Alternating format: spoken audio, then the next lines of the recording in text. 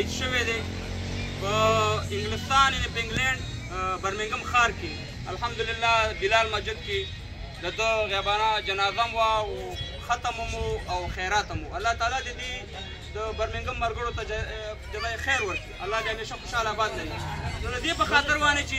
وزیر ګیلمن زموږ سره نشته دی خو د هغه یادونه د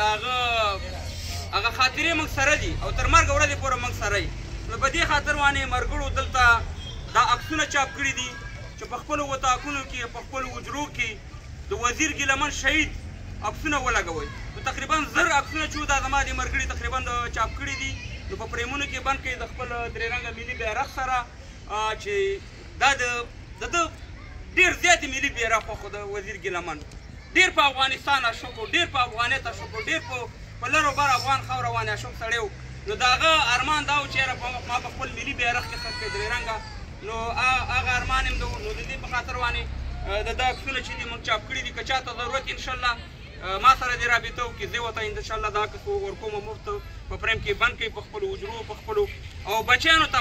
د وزیر ګیلمن دغه تاریخ دغه مړانه دغه قهرماني وښیه چې یو داسې وتلی یو قهرمان پیدا شوی و چې هغه یوازې شاعر نه و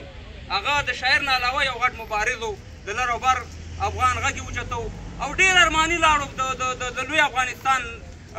ډېر ارماني و چې یاره زه لوی افغانستان وینم انشاءالله منګه ژوندي یو منګه هر یو افغان چې یو که په لر وطن کې یو که په بر وطن کې یو دا ټول و انشاءالله منګه وزیر ګیلمن یو او د وزیر ګیلمن دا ارمان به پوره کوو چې ورځ به انشاءالله لوی افغانستان جوړیږي او دا درې رنګه بیرغ به انشاءالله پاټک باندې لګوو نعره تکبیر نعره تکبیر لر او بر لر او بر لر او بر انشاءالله جوړیږي به لوی افغانستان